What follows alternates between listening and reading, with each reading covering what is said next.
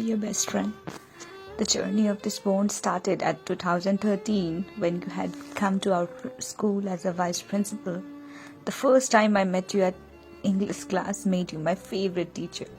I always enjoyed attending your classes. Not only that, I used to trouble you around during breaks and tiffin time with my bunches of new words and vocabularies, new phrases, so many I used to get, and then used to ask you to help me make sentences from them. I still remember that smile when I came up with the phrase at class 10 asking your father what is meant by answering the call of nature. I still remember that giggle of yours. I remember after I got fainted at school in class 10 how you started to come and ask me every day if I ate my lunch or not. You became my second mummy at school, who used to check my tiffin box, and with that, finally I got habit of eating lunch at school. But I started carrying 2 lunch bags, one for me and one for you, with your favorite gajar ka halwa, kheer, and sometimes paratha, tekwa, and pasta stubs. And you always returned them with so many chocolates inside. And then our tour was planned. For 4 days, none of my close friends had gone. I still remember at 4 a.m. when I climbed bus, Sudan and Hugh were sharing seats. Every one of them was with their own company, and no one was ready to lend me seat of window side. And I desperately needed that because I was not used to of traveling. Then you called, Barsa, come, we 3 of us will share. Then our journey started. I even vomited first day, but you didn't hesitate taking care of me. We talked lots, whole tour we talked whenever. In fact, we used to get up at new places, and again, when time was to climb the bus, I used to rush and book seats for both of us, telling, hey, this is for Father John. Everyone used to call me Father's Beti, Father's daughter, this, that, but nothing mattered. In fact, I had been so possessive and sharing you with any other student. In fact, and then finally we became best friends. After then, you never called me by my name. You always added best friend, this, best friend, that. I had so many friends, even best friends, but it was something so new and genuine for me. I started sharing everything of my life and you kept it inside you. I started sharing the things I never said before to anyone. I shared my exam fears, and I still can recall how I used to go in front of your office to get your wish for my exam. An English exam without a last moment. Okay, you remember na that question you were confused at. Unless I got that last touch up, I never used to attend my exams. Then soon after completion, I used to go and tell every detail how I wrote, and it was not just limited to school, it continued till my last exam that occurred at March 2021. And with that, 2 years passed so fast that I didn't realize it was time for me to leave school. And the most painful part was I had to leave you and go. You gifted me a novel, I remember, which I completed in 2 days, continuously reading it. I went to Biratnagar, but bonding was same. Then once you told that it was time for you to leave Nepal, so I packed my things and came to meet you from Italy with Mamta Didi and friends. We went to Vedatar, and then you made you eat at my home. I asked Mama to make your favorite gajar ka halwa even. The next day, cycling. First time you were doing after so much of practice, and you had fallen down so badly. You got hurt. We went, had so much of good times, memories, and the very next day you went to a new place. But it didn't matter. Still, it continued. We remained in contact almost every other day. Then after so much of trials, finally I got a chance to visit my family there at India. You came along all the way from there to receive me at Jogmani. Then I spent one whole week with you all.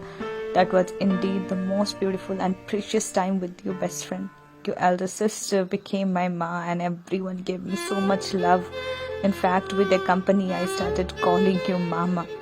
See, the relation turned from a teacher to a friend, from a friend to a best friend, and from best friend to mama. I used to tease you with Bhaiya and Di, calling you Mamu, Mamu. We ate your favorite peas.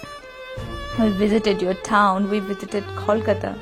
We visited Bandar Church, which was the most relaxing place for you whenever you were down.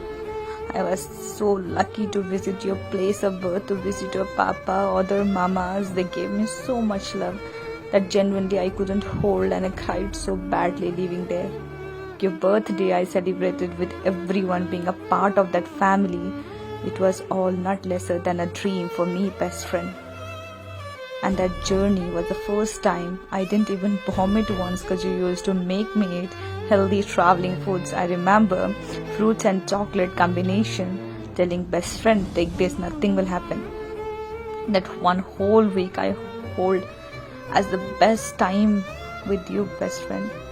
Your gifts, Ma, Didi's gift, I still adore so much. My parents were so proud that I was connected with so pure soul. They respect you so much, best friend. Even after that, you visited me so many times. You said about your angels at Calcutta, your school, how they loved you so much. But best friend, you are so lovable that people can't stay without loving you, yeah. I had to go Kathmandu, and you were so far, but still things were not changed. In fact, nothing changed. Not even your habit of telling, I'm okay, yeah, best friend, even after so much of suffering. Last January, you visited home and said, best friend, you also come now, we miss you. I had made up my mind that after this bachelor, I will definitely come, since you were calling from so early, to leave all those moments again. And the things changed in a day. Dreams broke at a moment. You had said, my best friend, you want a cell phone from my salary. Now who will take that, huh? But best.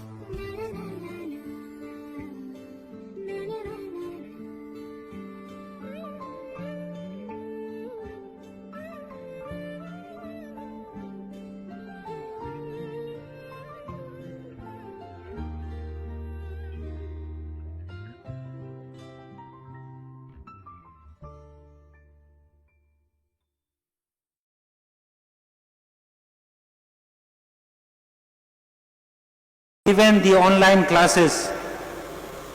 Here I would like to read a short testimony of one of her students named Barsha Poddar. Now she is doing her BSc student of 4th year.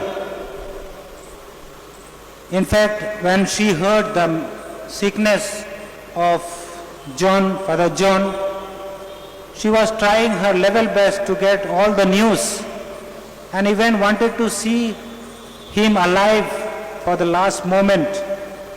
I received this message just one day before that she was trying her best. Afterwards, she sent me all the Google search she did, even was able to reach the doctor, but unfortunately could not talk to her. She wrote a beautiful poem, which I will not read now, which is termed as Your Warm Feast Paved My Way. But I would like to read the prayer which she composed just yesterday. Someone who is not just my inspiration alone, but has enlightened life of thousands of people like me, is really suffering so hard. Someone who is so kind and ground to earth has been battling for life in hospital from a month. Someone whom I call my best friend for life, is fighting the biggest war of his life.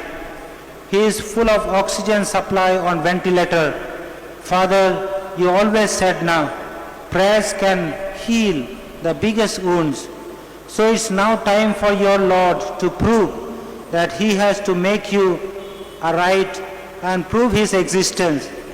You never lived a moment without bowing your head down to Him. You sacrificed your whole life to God and serving humanity.